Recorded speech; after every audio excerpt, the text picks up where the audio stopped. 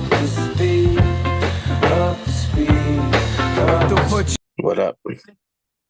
Live from the apocalypse, we will not concede. Fuck you. This is the state of the game.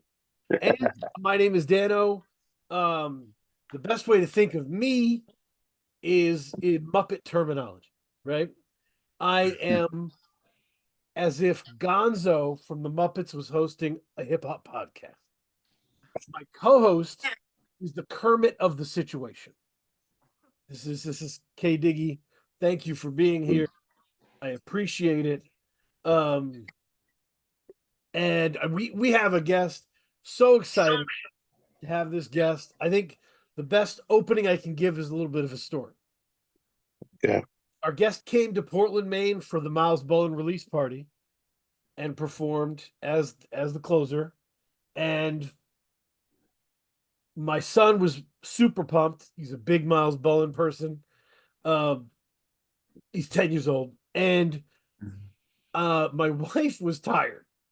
Moms are tired. She just wanted to go to bed, right? She didn't really even honestly want to go, but she did because his excitement carried the day. I was trying to get her to go because I had seen 1,000, TikTok posts of live performances of our guest, and I was like, this is going to be a big deal. You're going to want to be there.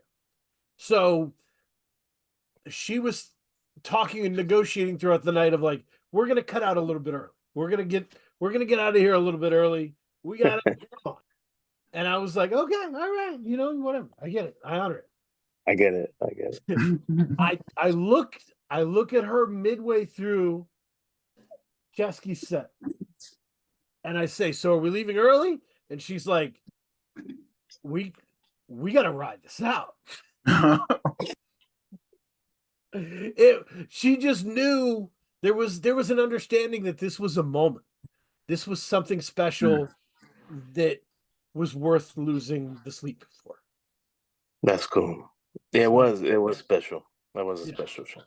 That's Ceschi, and that's the magic you brought to it. So I appreciate you and what you've been able to do for other people as well with Fake Four and running Fake Four. So I'm super excited to talk about everything, Yeah, thanks for having me.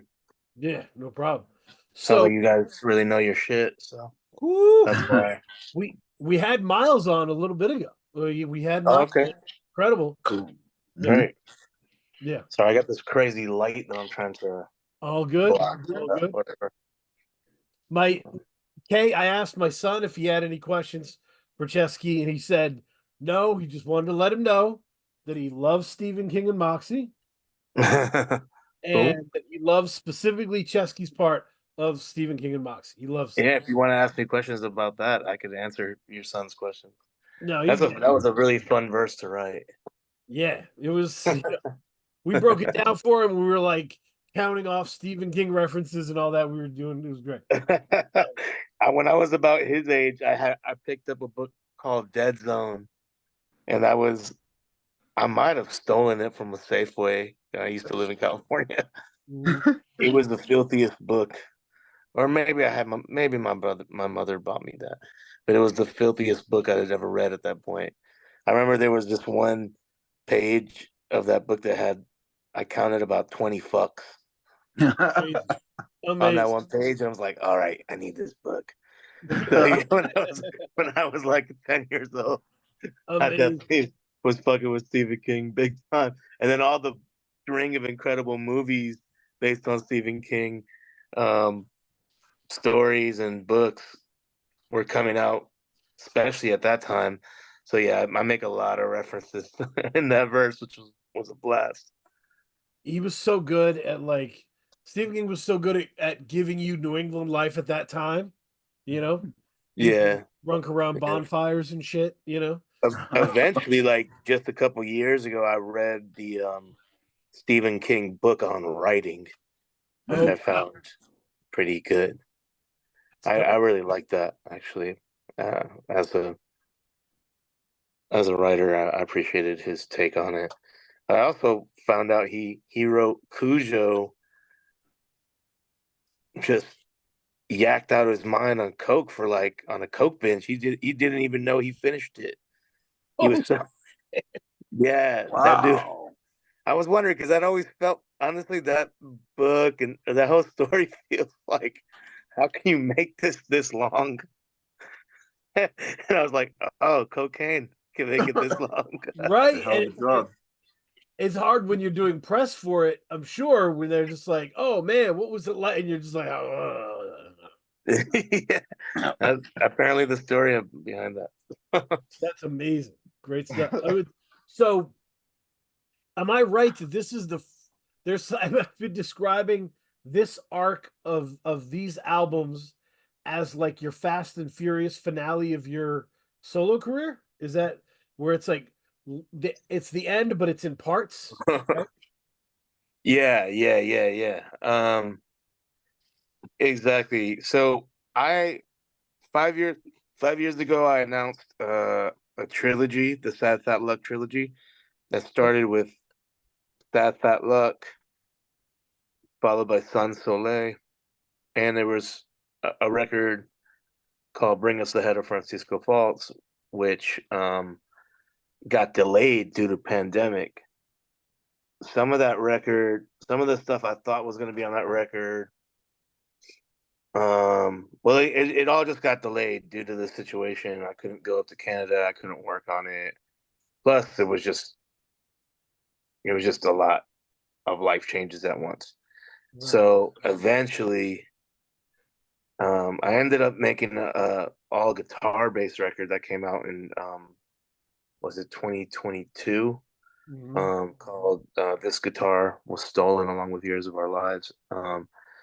That that was sort of to hold people over for this last part of the trilogy because I couldn't really work on my stuff with Factor before then. So now we finished the final part of the trilogy, which even 5 years ago I said this was going to be the last thing, and I broke it into two parts, more so it could be digested easier because I just feel like when people put out too much at once, it's very difficult to digest. So I put out part one. I'm putting it out in tiers. Like I'm not streaming the whole thing. I put it just on Bandcamp right now. Part one. Eventually, it'll be on streaming, and then by November, I'm putting out part two, so people could really sit with it, Oh, cool. And then we're doing vinyl. Yeah. So That's by awesome. the end of that, it'll be a wrap. That's awesome. And this, by the way, Kay, I don't know if you know, this album title is a flip of one of my favorite Sam Peckinpah movies, Bring Me the Head of Alfredo Garcia, starring Yeah. Warren Right. Oates. Warren Oates was the Billy Bob Thornton of a different generation. Ooh, okay. You know, Yeah, we almost went with art that was mimicking the posters, which I thought looked really dope. But we decided to go a more you know, we just decided to go on our own route with the art. It was really Andy McAlpine, the artist I work with on all of these, Mhm. who did the illustration, the painting for the cover, and but yeah, at one point in time we were trying to do a homage artistically to that movie as far as the art and everything. So that's cool that you picked that up. Yeah, no, Peckinpah rules, and it was Was great. was there something about the movie that resonated with you? Honestly, not yeah. I think it's a very cool movie. It's like a um, cult film that's um, that's important now to many people. But it was really the title that made sense to me. It was the idea of all these people hunting down this one character, and that made sense to me to kind of flip it. I brought it up to one of my good friends. I brought it up to him as a kind of thing I wanted to flip, and he was like, go with that." And so yeah, I don't know, it just worked out that way. Yeah, it is definitely a top 5 movie title. Yeah, right. Such a great title. It's So right yeah, up and there for the with people who kind of know what it's referring to, I think it's like a cool little Easter egg as well. it's right So up there with I Am a Fugitive from a Chain Gang from 1932. But yeah, no, it's but yeah, and it is there are definitely, I guess, common themes of like chaos and loss and stuff, you know. right. Yeah. Yeah, you can make a lot of those. Yeah. Yeah. You can analyze it in that light, but I honestly as from my perspective writing it, no, it wasn't a lot of direct reference to that movie at all. Right. Other than the title. Yeah. That makes sense. It just did Yep, it well, did feel right for some reason. yeah, Yeah. got it wrong. Because how does someone go about writing a 3-part project? What is that? What is that process like? Well, the process started with writing an EP. An EP that it was supposed to be a split 12-inch with this dude named Astronautilus. And Astronautilus never really finished his parts and on time. He ended up sort of releasing his things digitally and anyhow, we were kind of stuck with this EP for a while. And this is I'm talking back in 2016, I want to say. Okay. 8 Um, years ago. yeah, so by 2017, we're sort of still sitting on it. I'm not I have major writer's block for some time. By 2018, by the time it's 2018 and it's fall of 2018 or summer of 2018, I still had about 7 songs for something that I thought was going to be an EP that I was going to put out. And in fact, I even pressed. There's even the rarest of rarest test pressings of an early version of this album called Sad Fat Luck. Eventually, that only had like 7 songs on it. It wasn't until I went on tour with Serengeti and Video Dave in Eastern Europe that I had this kind of manic breakthrough. In fact, I, it was a very specific story. Serengeti and I had spent the night in Berlin and we kind of wilded out. And that night, Getty lost all of his passport, his wallet, his everything in Berlin, Germany, while he was on tour with this band called Y. And we had to get him to the next show. And with nothing, no passport, an American in Europe. And I found it. I found all his shit and ended up driving it to Amsterdam for him. So to meet up with him and Y for their show there. During that drive from Berlin to Amsterdam, I kind of Factor had sent me some more beats in a folder. And How on the long was the other drive? very long. I can't tell you hour wise, but it was a very long drive. I want to say it's at least a 10-hour drive. And I put on one of these beats and I started just freestyling. And this is after pretty much years of writer's block. I started freestyling what would become the song Sad Fat Luck. The next day, I also finished a guitar song that I added to the album. And then on my flights within the next month, I finished another song that was added to the album. Um, the whole album was fleshed out that way. It ended up becoming 13 songs. Um, yeah, it was just sort of in different stages. Mhm. By the time I hit that kind of manic stage of writing again, and it was also after a lot of grief. I had lost a lot of very close friends, some of my best friends in the world, had passed away during this time. In fact, when my oldest friend, since I was like 7 years old, John Nagel, when he passed away, the day he passed away, I remember flying to Oakland to say goodbye to him on his deathbed. I remember flying straight from there to Canada to work with Factor, and just in there, it was like this creative boom where I started just writing and recording every single day for a while. All of that led to Sans Soleil and more. Some of the songs that eventually are coming out now on Bring Us the Head of Francisco Falls.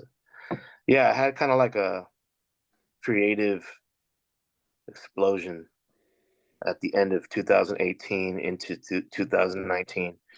It was also kind of a manic break that I was kind of insane at the time, but I was also kind of killing it in other ways. So it's hard to be mad at that. That's what writing 3 albums.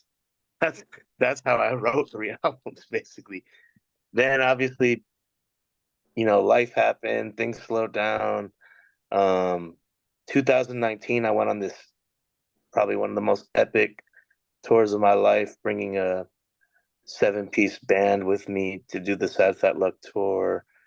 Um I think I've really hit a depressive low when I ended up in Europe alone, driving in like a, I don't know, one of those tiny European cars across the country, trying to finish out my touring. Um, my creative burst had stopped by the summer of 2019. And then I started questioning everything I was doing.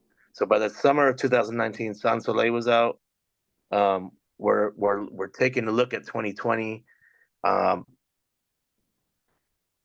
I don't know how to finish this third album. I'm already like, I thought it was done at one point. Then 2020 hits. Obviously, everything changes. Um, and then I'm just kind of frozen stiff by everything. I didn't know how to continue. I didn't know how to finish this final album. I didn't know. At one point, I thought maybe it could be 4 different things. Maybe it's 2. Maybe it's just one really condensed version of it. I really struggled to to to wrap my head around it, but I knew in general, what it looked like. Do you know what I mean? Like I knew what the themes were there. I knew the beginnings and ends of it for the most part. But yeah, it was a long, long process though. To get where we are now is amazing. It sometimes feels unreal. Do you know what I mean? Like I can't even believe I've gotten here. It's like a celebrate. Like, for me to finish it is just, I just have to celebrate internally.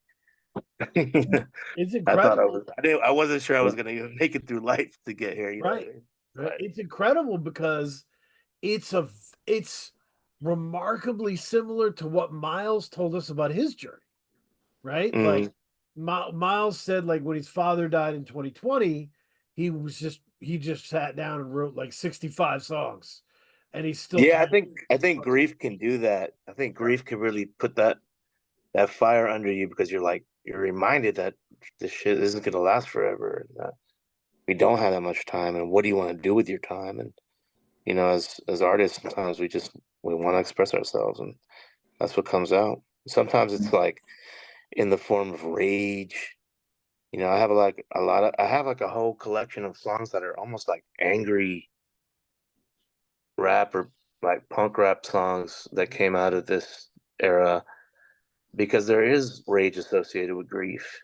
And then Right. there's also just like super sad or super emotional or introspective songs about life and existentialism, whatever.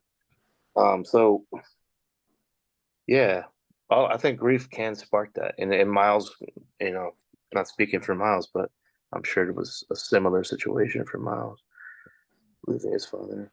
Yeah. No, it's the other part of the grief situation, because what you said is absolutely right.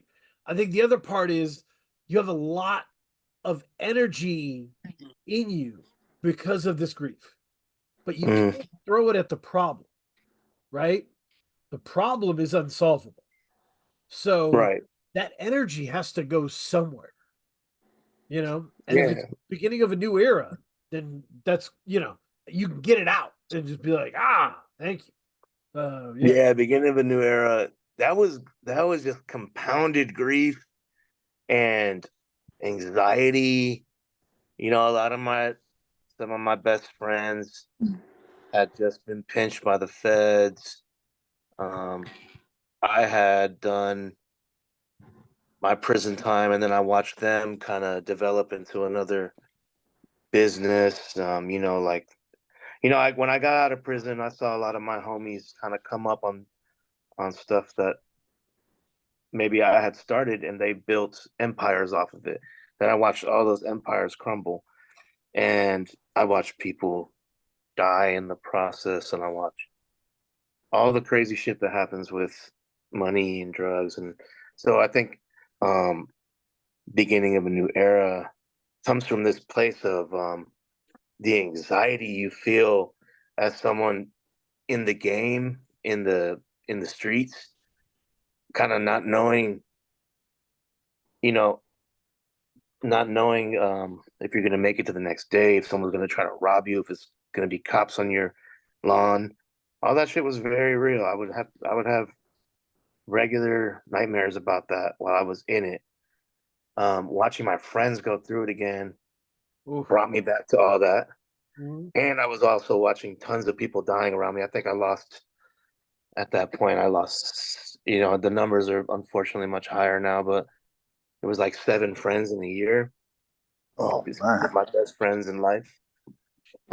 So I was also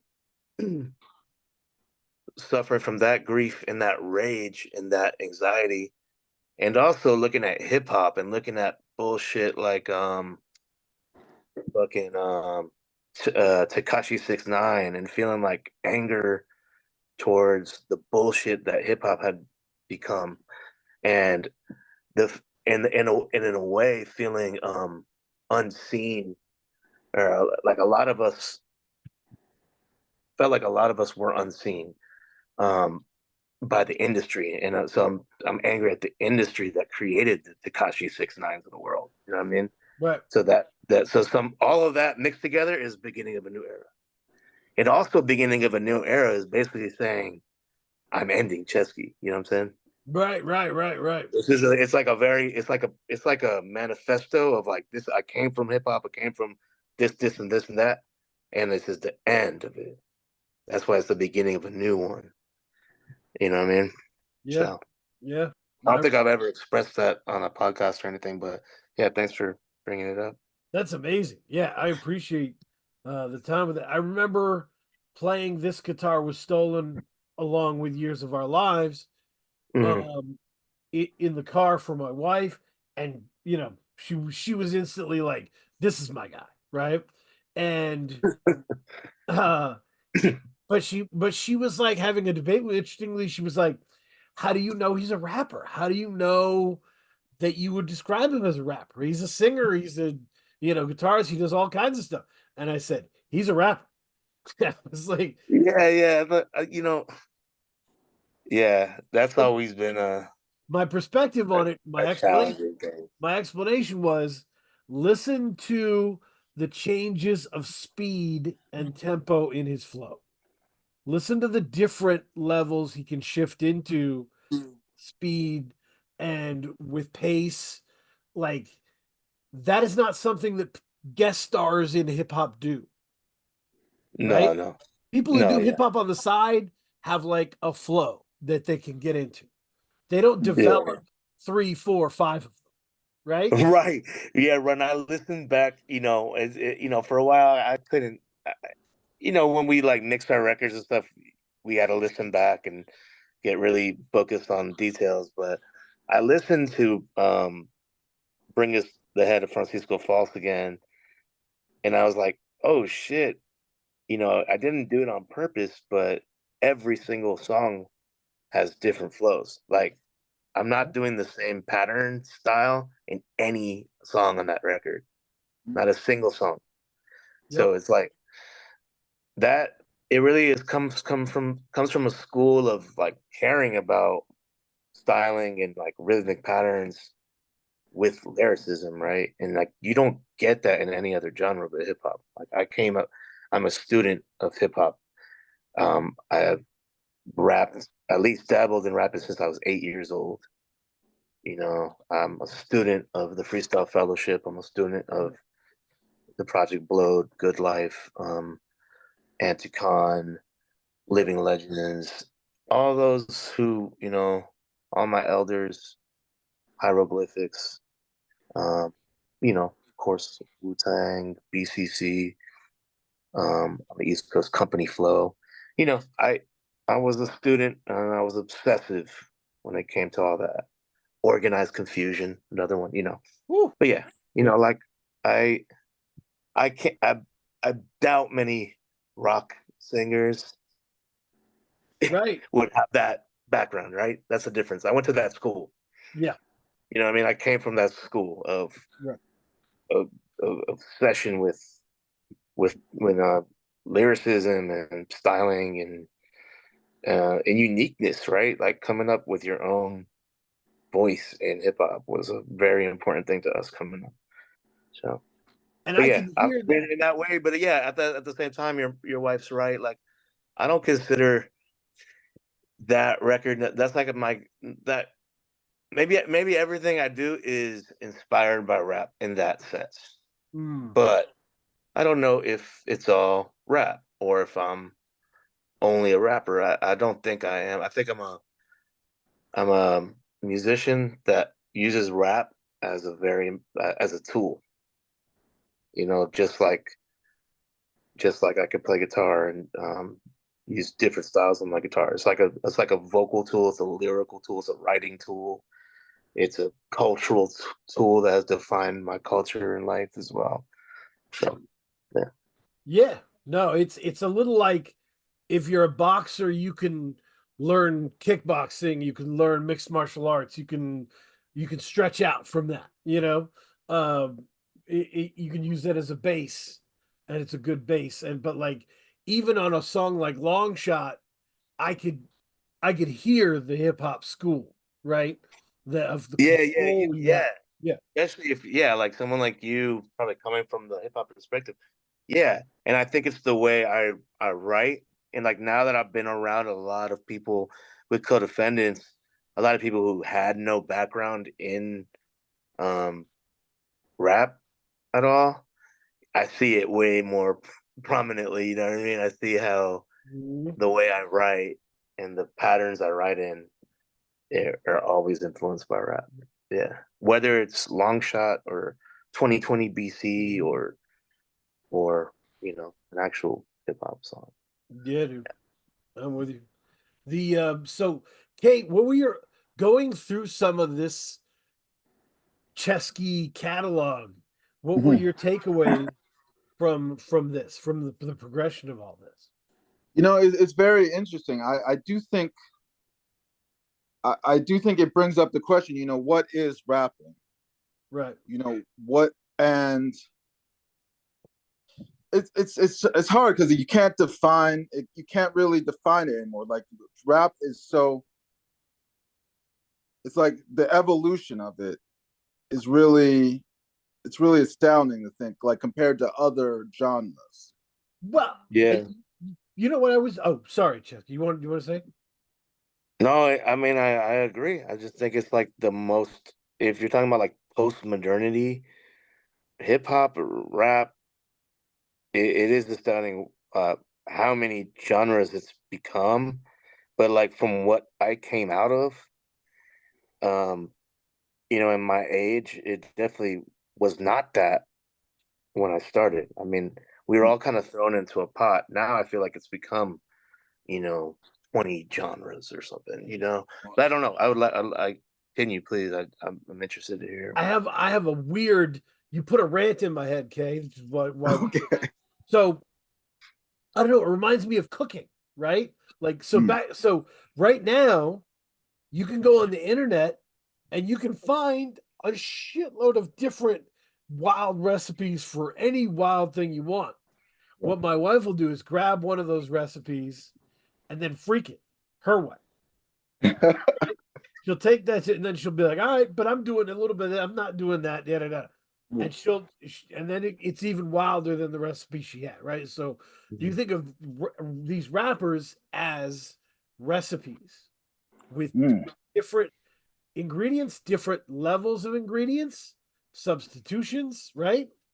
And what I glommed onto with Ceschi, because I don't know, I had a lot of punk homies, man. I really liked hanging out with punks.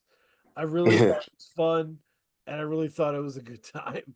And so what Ceschi carries forward is an unyielding sense of negativity that is super fun to listen to. That was the punk we grew up on. Was like everything really fucking sucks, and this is gonna be your favorite album. Yeah, definitely some of my favorite albums are like that. There's no solutions in Chesky albums. It's not like now you got to the end. Let me break down how we resolve all this. Like that's not how this works. Survival is the resolution. Right, there's a lot of that. Yeah. Right. But yeah, so that differentiates Chesky, I think. And I was stuck. I was listening to Francisco Falls. I was like, would I consider Chesky like a revolutionary rapper, a political rapper? And I'm like, I don't know. I think all this shit is just real and how it is. You know, I don't consider anything you're saying The politics of life, man. We right. all live it Like, how every can you single deny any day. of this shit? This is And I how mean, it is. yeah, it's coming from, maybe it's, informed by different political theories and outlooks. I don't really call myself one thing or another, but yeah, I do talk about revolution in a lot of different ways. I feel like I don't think revolution will necessarily look how we all expect it to look. You know what I mean? And I think that is something that is underlining everything I write about, especially this record that I'm talking about, the new record. Yep. But I also do have, underneath all of that, this shit sucks stuff. There is an optimism, I think, Mm-hmm. a belief in people, even though I see the ugliness in it. There is underneath it all a belief in community, even though I see the ugliness and the hypocrisy in many communities. I just think I still have this kind of illogical optimism, and I do bring that up more in part two. And So, there's humor. There's also humor. There's also yeah, like yeah.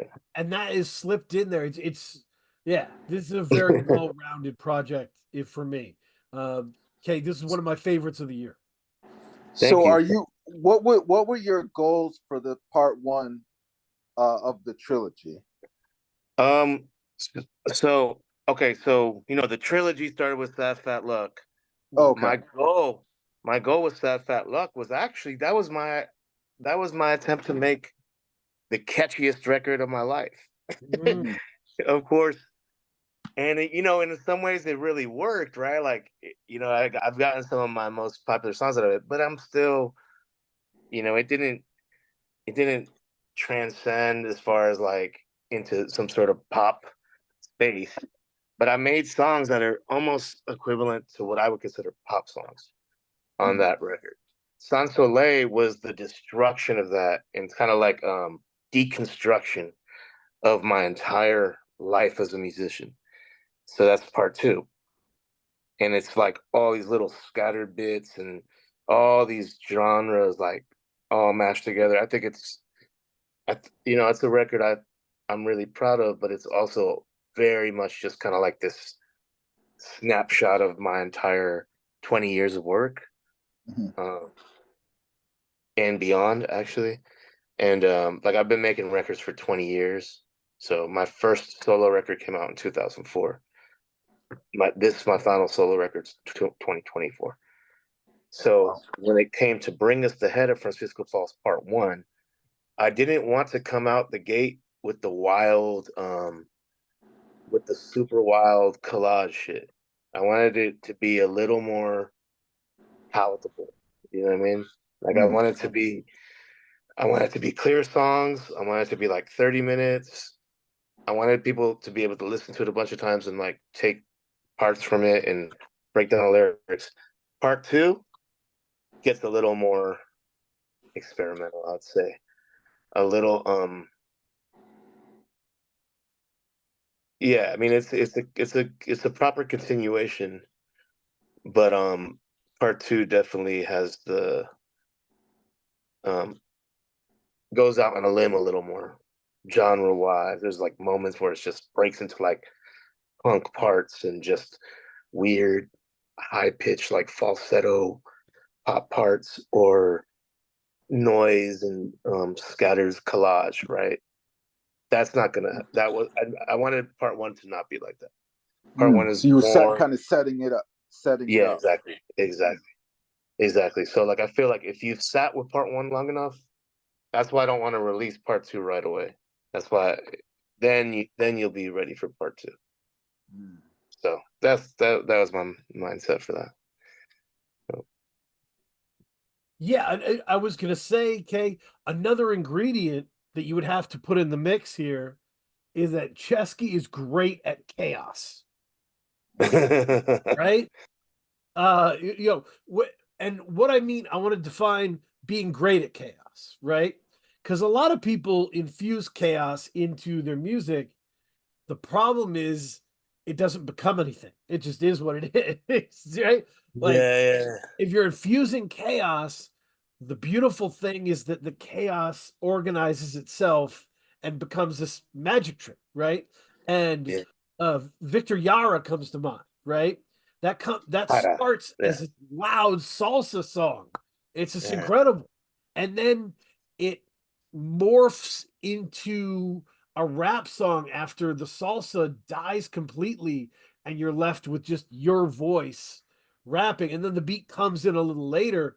And not even just I should say it was very very much on purpose to repeat myself, right? Think about the day that your grandpa got taken away in a body bag. Like I wanted people to stop after the relative chaos and the energy of all the drums and percussion and the gang vocals and the kind of salsa part as he called it. Like I wanted people to slow down and start being like, what? Start thinking. Sometimes when you repeat words over and over again, it becomes kind of mantra like. Mm-hmm. And I wanted people to slow down and listen. That's why I repeated those lines twice like that. It was just more like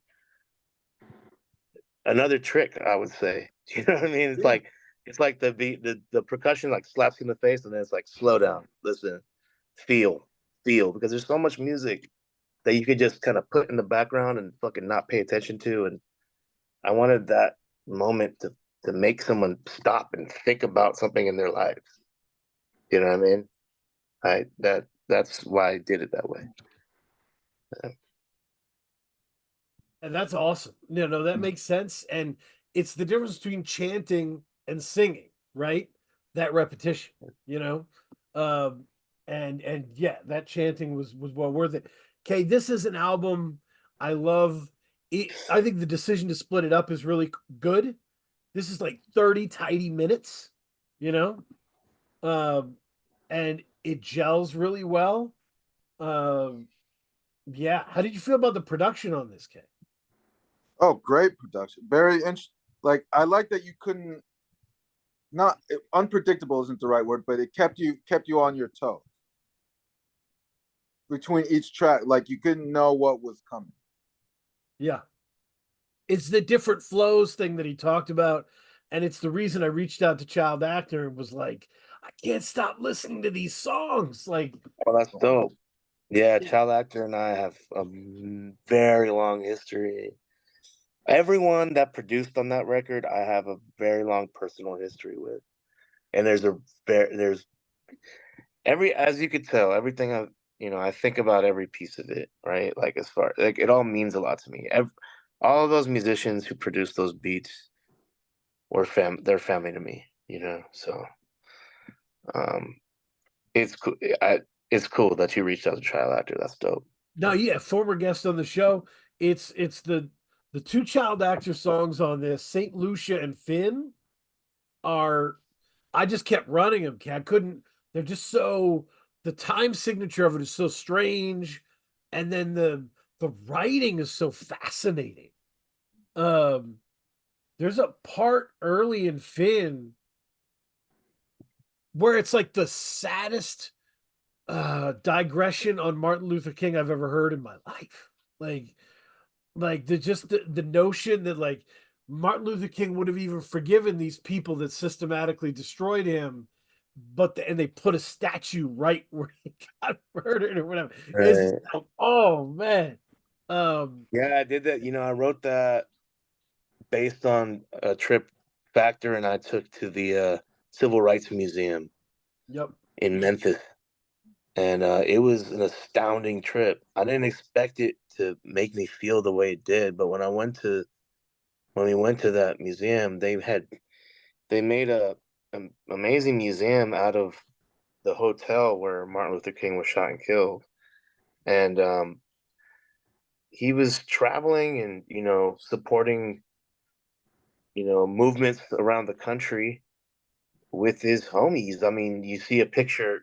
They actually kept the hotel room intact as it would have been back then. Um, and then the rest of the hotel was converted into this really beautiful museum that I think was curated in part by the Smithsonian.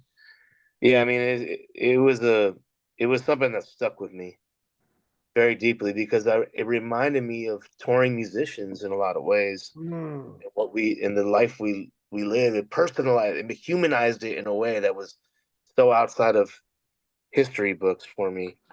And I constantly think about the ways that the Jesuses of the world, the way the figures that get killed by the state and then sold back to us because Mm. it's profitable to sell us saints. And I look at Martin Luther King as, a modern version of that, so, Yeah. but yeah, that's kind of what I was talking about there. Oof. Incredible. And yeah, just in the specifically, Kay, I think the factor chandelier beats and the child actor beats are they make so much sense together, Mm. and you really start to get that the foundation of the sound locked in. That's Yeah, I cool. Clean. mean, So that's two I of the did people find I've that worked with the interesting, most. and I did want to. Oh, sorry. Go ahead. No, go ahead. No, I was just saying that's two of the people I've worked with the most in my life. Yeah. And Danny Levin as well, who has been my horn player, bandmate, um, for you know 20 years. So, Yeah. So the project is 10, or this part of the project is 10 songs, but you have 5 different producers on it. Mhm. How do you blend? Like, how did you like organize and blend like all those five producers into like this one part of the project? it was just how the songs came out. I have way more songs than I'm going to put out. In fact, Factor and I were talking about possibilities of doing another piece, kind of a bonus piece that would not be an official part of the discography. But yeah, we don't know. I made way more songs than this. It just it's just how it flowed. I had to listen to it a lot, Mhm. so it flowed right for me. That's super important to me. Just the way albums flow, and those are the songs that stuck. Yeah. That's the only way I could say it.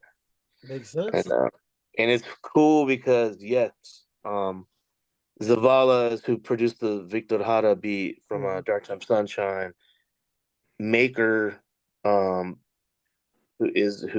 produced the David Lazarus too. Bowie Yep. Lazarus 2 beat. They're kind of like they came up together in Chicago, Zavala and Maker, and they're my homies from Chicago. Like, so it's so cool to have them involved. And then Max, child actor, he's like my little homie since high school. He's younger than me and has been in my band as my keyboard player since really before I was making solo records. Factor Chandelier, I've been working with Factors for 16 years. As the second ever artist on Fake Four, our label. Danny Levine, our horn player from our band Toca. So I want to say we met around 2000, early 2000s. You know what I mean? I've been working on music together ever since. So everyone has a lot of history like that. But yeah, I wasn't reaching out to random producers No, at all. no, there's no need at It that just point. worked out, and a lot of times they would just send me things. In all these cases, I feel like they were just homies that sent me things that were like this could make sense for you. And in some cases, like Maker never sends me things. He just happened to send me like two or three ideas. I remember writing this other like Spanish song because he does a lot of like commercial work, and I write in Spanish for I've written in like some Spanish commercials and stuff like that, and I remember writing this whole other thing over another Maker beat that was like a silly kind of just fun type situation, and then I did Lazarus 2. So it was around the same time. Maybe Lazarus 2 was done a little earlier, but yeah, it's not. It just happened. It wasn't me really trying to fit in the puzzle pieces. All that shit came together later. Just make it and get it done. Kay, you know where you know Maker from? Where Where? do I know him from? No, Kay. I'm talking to Kay. Oh, You know him because he did the theme song to Abbott Elementary. that's right. Okay. He did the beat that starts Abbott And we Elementary. talked about, yes. Yes, Okay. Maker's the shit. I almost went to his record shop in Chicago when I went there. We didn't have time. Yeah, me and Maker go back because I was in a band called Doka, and actually Max, child actor, and Danny, who both produced on the record, they were both in Toka at some point as well. They're both on the Toka album that came out in 2007. And Toka opened for Glue, which was ADM and Maker. Yep. Back in 2000, I want to say it was maybe 2006, 2007. And we kind of connected there. And we've always stayed in touch and been homies. And I'm still friends with those dudes. So Yeah, I was about to say, Kay, when Glue came to Maine, I hung out with Maker as he was smoking outside of the show. And I was just like, you know, just full energy Dan, just like kicking weird hip hop topics. And I talked to Maker for like a long time. He was super nice to me, and we just talked about hip hop. It was really cool. yeah, he's a super nice guy. Yeah, but that makes sense if you've been the Rolling Stone all around, so you've gathered all these people. And to be fair, child actors like one of the hottest producers right now, right? Yeah. Shout out. It's amazing to me. I'm so proud of Max. Like, Max is killing it. Because I've always known how talented Max was, but it's just great. Open Mike Eagle, Serengeti, Arm and Hammer. Yep. Just the new Cavalier record, which is dope as fuck. Yeah, so killing it. The homie's killing it. Killing it. And I'm really glad that you broke it into the two parts to give them time to digest. I think that's a great call. Yeah, I think part 2 is a little harder to digest, but it might have some of the best songs. I think it has some of my favorite songs of the two. But I mean, I don't know. You got to kind of look at it as a whole. I think part 2 is harder to digest though. Yeah. I liked how clean and polished this was. That this is like you could, because you don't want to get nailed down into one style of thing. And like the thing that, you know, uh has been really big and has become an anchor is that you have the definitive COVID song, 2020 BC, you know? Thanks. I mean, I'll never be able to write another song like that. That's for sure. No, Yeah. it's a once in a lifetime situation, but like you don't want to become known as the 2020 BC guy, right? So like it's No, I don't think that ever really happened. I mean, I think that could have possibly happened. I think with like if it went viral or some shit like that, but it never did. And it definitely got heard, and a lot of people wrote to me about it, and but it never really. I feel lucky that I've never had a hit like that. I've mm, never had a song just overshadow everything else I've done. yeah, You you don't know. have an I love college, you know, that Yeah, and I think even some of my homies in underground hip hop had that happen to them, and I don't think it's ever a good thing. I think it's a good thing maybe for your bank account, but I don't think it's ever a good thing for a career because anything that overshadows your other work is not that great. yeah. Yeah.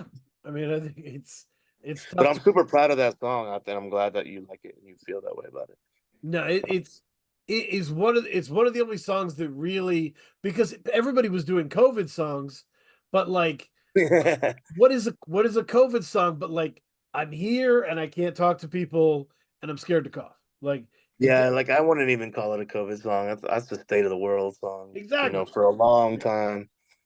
Yeah, exactly. Like when I say Yep. we've been, covering our faces long before this, when Yeah. I'm really talking about the state of capitalism, modern capitalism, advanced capitalism. Yeah. No, it's you cover it all in there. It's but yeah, I appreciate it. And I started getting into Fake Four as a label when Metatron's Oh, Cube dropped. dope. AJ is the shit. Hell yeah. Metatron's Cube dropped, and all of a sudden, I'm listening to Brooke Pridemore EP, and I'm like, oh, this, Nice. I love uh, Brooke Pridemore. I feel like Brooke Pridemore is an unsung hero. yeah, Yeah, that's great, dope. great EP. You And found that. there's so much cool stuff on Fake Four. I wanted to give, like, I agree. I think Fake Four has an insane catalog. I wanted to So give good. I'm some proud of love to that. some of these really cool projects, just in the sense that you just let people do what the fuck they want. Like, uh, Yeah, I'll give you a few. Talk about whatever you want, right? sure. 'Cause- and we're going to exclude Time to Kill, Miles Bullen. That's an entire episode. Find it, right? Hell Uh, yeah. but we got to talk about Sienna by Jay Hill. Yeah, fuck yeah. Oh We're going to wow. talk about Ox, Ox, Ox by Indigo and Lucy Okay, we're Morning. talking about the free December of this past piece free Yep, December. yep, Yeah. yep. Lucy Morningstar EP. Yeah, yeah, yeah. I mean, it's so. What? Talk to me about that and about like listening to an artist and knowing they should be on Fake Four. Like knowing the right. Yeah, I mean Yeah. I would say okay, so it's been I don't want to say the wrong amount of time.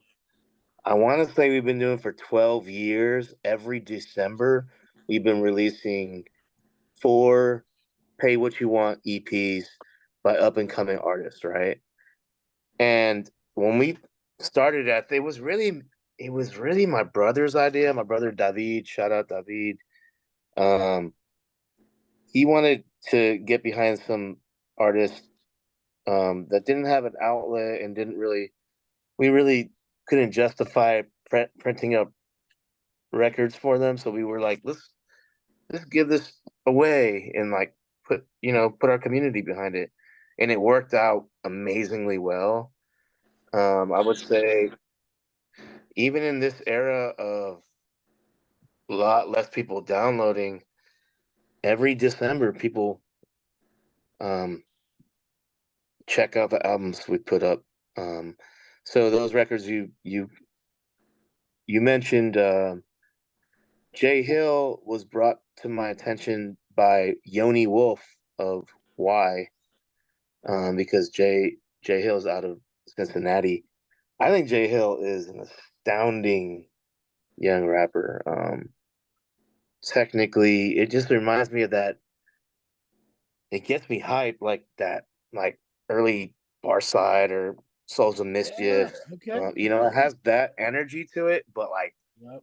insane technicality to it and experimentation. Jay Hill is just so dope. I hope he never fucking stops. He's so there's just so much there's so much growth to happen. I see it.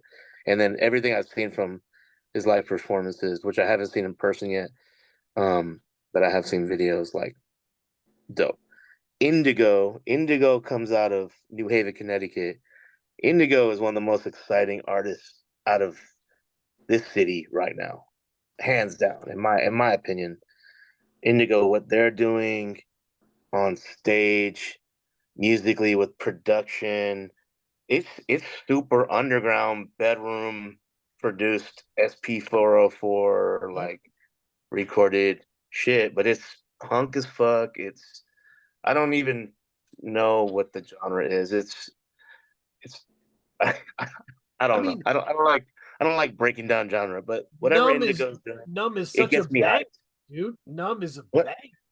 Like, Yeah, and I oh, mean, and also just presenting their views. You know what I mean? Like, presenting worldview and being very sharp about social critique and shit like that. I love that. I just love that. I love that. Lucy Morningstar, and this was kind of cool that you brought up Lucy Morningstar, because Lucy Morningstar is actually one of the last voices on Bring Us the Head of Francisco Falls. On Lazarus 2, mhm. it's Lucy Morningstar, whose actual name is Lindsay, who's been a friend of mine for a long time, since the beginning of Fake Four, really. Um, I asked I asked a bunch of friends to do kind of eulogies or speak about grief. I ended up using her piece on grief for Lazarus too. So she's one of the last voices on my record, actually. Unbelievable. And other than the vinyl version, which features Sage Francis doing a whole long um, story, That's but it's cool. only on vinyl. That's cool. So, and but yeah, so I've known Lucy Morningstar for a long time. I just wanted to help her have an outlet. She's worked with some dope producers. She worked with Nacho Picasso, Mall Skull, Televangel. I mean, so she got great taste. I think, I just hope she keeps going. It's great to see her putting stuff out there. So I think that's the three you asked me about. Yeah. The Indigo one, I was gonna say, um, Indigo the Fae. Yeah, Indigo's fucking on fire right now. I Yeah. was gonna I was gonna say there used to be a rapper named Cupcake, 2Ks, that made this Mhm. like crazy dance music that was sexual and that was fast and it was fun. She Yeah, I'm became I'm kind of familiar. Yeah, yeah, I'm she kind of became familiar. kind of a online fashionista person. I don't think she releases much music anymore, I but could see Indigo. Okay, so Indigo, I believe, is already getting deals with like fashion lines and stuff like that too. Indigo They get, sounded to me when I heard like, oh, this is what I wanted Cupcake to become. Like, yeah, I feel like Indigo yeah, definitely goes harder and has yeah, more like exactly. has a bit of a punkier edge or something. I don't know. There's just something to it. But when you see it live, you're like, whoa, I'm in the presence of a star. That's awesome. That's why I think, that's why I think an EP like this is just like, it's just starting. Indigo's super young. Yep. I just hope they go super far. That's all. I would just say for people who are on Bandcamp, if you run out of cool shit, then your wish list that you want to listen to, just go to Fake Four and pull up something. Yeah, there's a lot. Almost everything at one point was pay what you want. I've started making my personal stuff not that, just because I really want people to check out my Patreon. That's like the way. Now that my discography is ending, I'm gonna continue doing stuff through my Patreon only. I don't want to. I don't want to be out there. I'll be honest. I'm not trying to make new fans. I love the fans I have, and I'm not out trying to build. I don't know. I don't know. Market or anything. Yeah, exactly. I want people. I want these young artists to get the attention. But I'm gonna make shit. I'm always writing, making. I have tons of unreleased music. My Patreon is gonna be where that lives, and I don't need to make it all like official anymore. I feel like those days are done for me, and and I'm actually really proud of that. I'm proud of the What body of work. prompted that As shift? someone, I curate everything so much. It almost like breaks my brain, So Yeah. for me, the fact that I could wrap it up and I have this free space, which is only to people who give a fuck. That's just such an amazing feeling. So I'm loving the Patreon thing, which I just started in January. That's amazing. Yeah. What were you saying, Kay? I was gonna say, like, what prompted that shift in your like music making philosophy? You mean like the shift from like In terms trying of to like, trying to grow your audience to being like, no, I'm good where I'm at right now. yeah, a couple things. I would think, I decided to kind of wrap things up as for my discography 5 years ago, and so with that, I started shifting. I think it was. I'll be honest. I don't want to disrespect anyone with this, but I think capitalism and the way things work in this marketplace, people just make shit Yeah. where it becomes content. It's like just kind of vomiting out content just to try to trigger algorithms and try to like Yeah. we're the song Santa Lucia, like with Child Actor, it talks about this. It's like we just create for these kind of tech tech gods Yep. that sort of keep telling us to make for them, and who's really profiting? Yeah, sometimes we make great art out of it, but I didn't like that. I didn't like the way the industry or music was working, and I didn't like, and I was really sad to see a lot of people I looked up to kind of soil their discographies by making too much shit. And Yeah. I'm not, I don't want to be mean about it, but I just feel like some of my heroes, especially in hip hop, it was like, damn, I'm just making more and more songs to pay the rent. And I got to that point. There was a little point in my life when I was like making too many collab songs to pay the rent. And I was like, nah, fuck this. This isn't what I want to be known for. This is not the way I want to be seen. Mm, Um, and I think that's what really started the shift. that's amazing. Great point. Yeah. The And I think the shift, and I think it got even more like set in stone when we started Codefendants, right? Because Codefendants became my new bread and butter, became my new focus.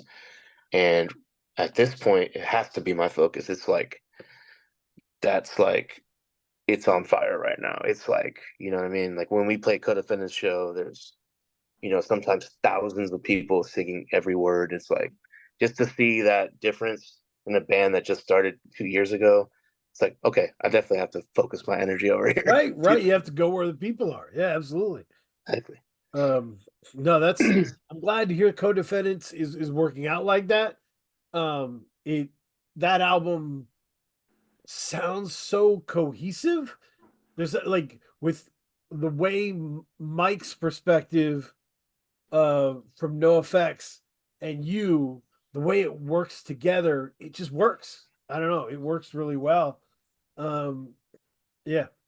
Yeah, I mean, I think Sam, the other singer, Sam King, and I, like, we we come from really similar backgrounds in many, many ways.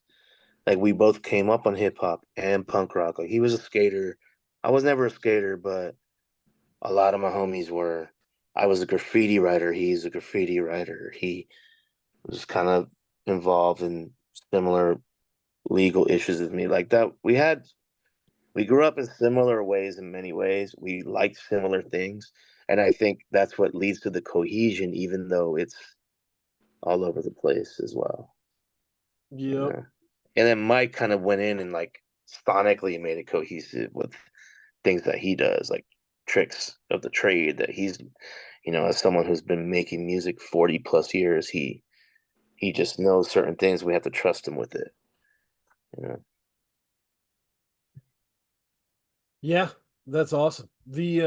I'm really happy that you're finding that success and being able to pivot.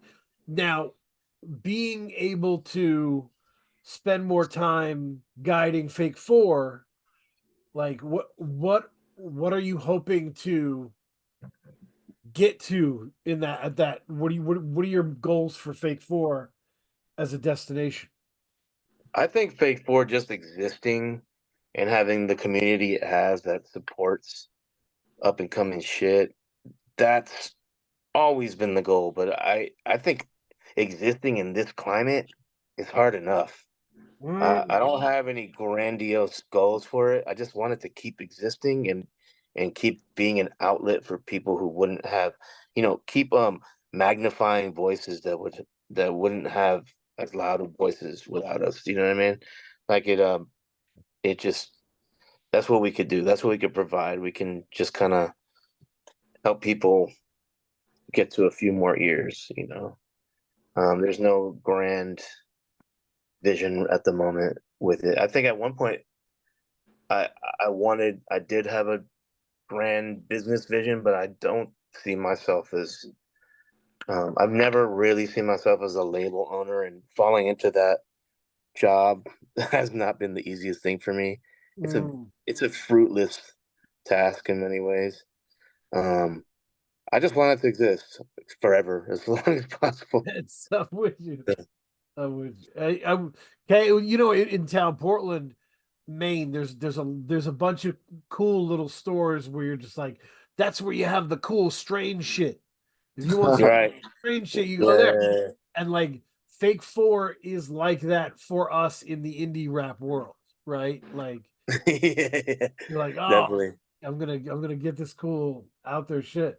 Um, and it's great to have, and I appreciate you running that. Thank you for appreciating it and noticing, and you're right. That's exactly what the fuck it is. Okay, do you have any other questions? No. Go to recommendation corner. Gonna recommend some music. I got a weird story for everybody to kick this off. Recommendation corner. So, my my wife's sister's husband goes hunting, and he killed a bear. Whoa. Killed a bear. He had the bear, and he was like, "I'm gonna make soap out of this bear." Is it soap? Soap. So he made soap with the bear. He sent everybody free soap. Like, here's your gift. And it was really fucking good. Like, my son was like, yo, this soap is crazy. I'm like, it is kind of crazy good. Um, the whole family was like, this is good. The soap is amazing. And so he set it up as like a side hustle, dude. Um, if you go to blackbearsoap.com, handcrafted soap, black tallow bear soap. Yeah, That's dude. fair. Bear soap. So how does he get all the bear fat? He's got people, he's got connections with that stuff. In Middle Maine, it is not unattainable. And but by the way, this is somebody who cares about animals in the environment. Just to put it out there. Okay. This is Yeah, not the yeah. hunter of our minds, right? Like Mm. his day job, he works for the state, like responding to, you know, e- to emergencies within the environment, like cleaning Okay. oil off the birds and shit like that. So Yeah, I had an uncle. I have an uncle that works in that down in the Everglades. yeah, so Yeah. he does that, and so he's responsible with how he's conducting the whole thing. but the soap is pretty awesome. So I want Alright. to shout out to blackbearsoap.com uh, and that journey there. Definitely go check it out. There's like free shipping over a certain amount. But yeah, it's good stuff. To the music here, so much good music. It's hard to even keep track of. It's incredible. Um, we talked about so much good stuff. I was trying. There's a Kay. Did you hear that there's a new NX Worries album coming out? Yes, June 7th. Have you heard any of the singles yet? I heard one of the singles. I kind of dig it, man. I'm kind of into it. Oh, I'm always down for them. We gotta, yeah. Yeah, what else you been listening to?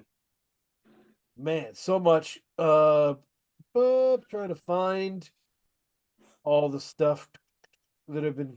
Oh yeah. We talked about the Gangrene album, but Mhm. Heads I Win, Tails You Lose, which is a lot of Yep. fun. Man,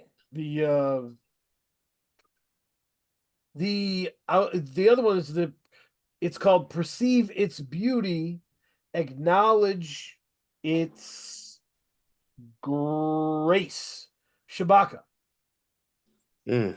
The Shabaka album's really good. It's really beautiful. Saul Williams is on it. Elucid's on it. Moses Sumney, Oh hell yeah. Leanna Lahalves. Great stuff. Really, really good. Yeah. And I know, Kay knows me. I've been listening to a lot of Flo Milli, just enjoying that shit. Yeah, it's what else is there?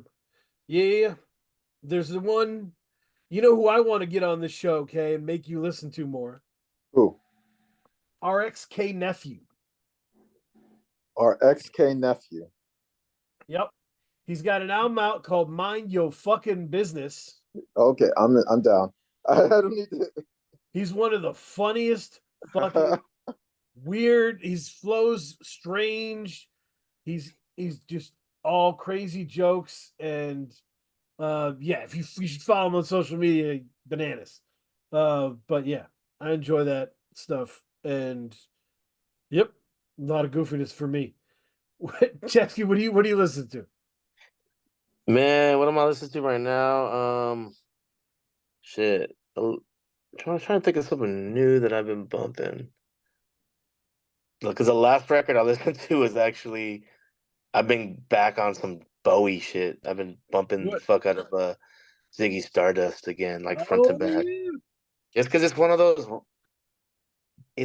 those records once you tap into it and you start understanding his perspective on it, you're like, oh fuck, how did he write this? This is so yeah, it's just like a beautifully put together album. So yeah, that's actually what I've been listening to most recently. I always like the little in between Bowie stuff. I like Aladdin Sane a lot.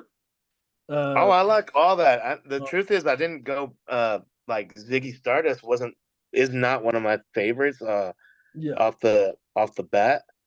I had to go back to it to understand it. Do you know what I mean? Oh, that And I makes think, sense.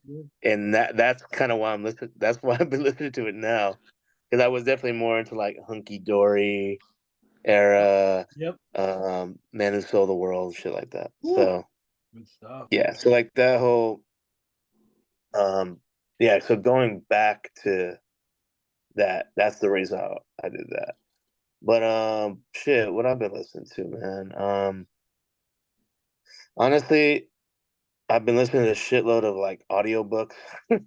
Yeah, that's I fair. think I needed a music ear break for a while. So, Mhm. like the last thing I listened to was the Angela Davis autobiography, and um this philosophy podcast called Philosophize.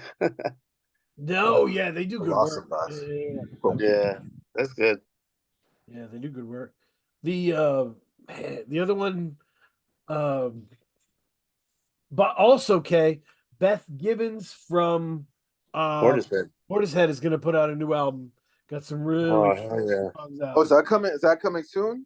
Yeah, yeah, Okay, yeah. Hell I yeah. did hear that single and I saw that video for it. yeah. Yo.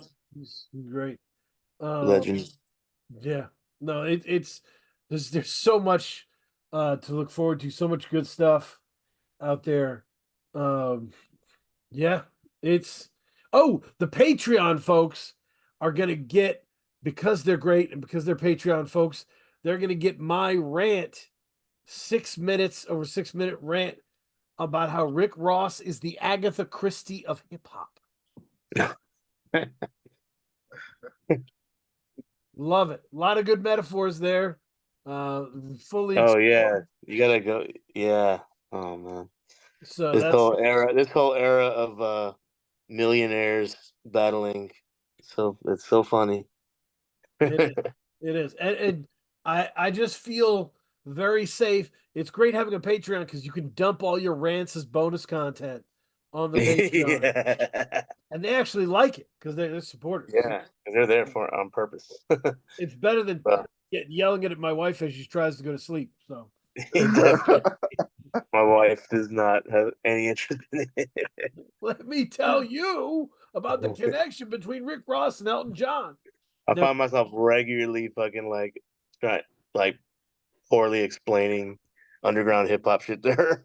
Well, this guy was like, Yeah. No, it's amazing. But Oh, dude, yeah. So there's a lot of good stuff that happening out there. Shout out to the Backwoods Sweetie EP. That is amazing. Burn one. Kay, do you have anything? Anything you want to rep? No, I recently went back to like I started listening to Devin Campbell. Ooh. His, Kevin Campbell, Yeah, Tevin Campbell. the Tevin. R&B Yeah, singer. I started with Tevin. Wow, we sang that a Tevin Campbell song when I was in 3rd grade. Oh, can we?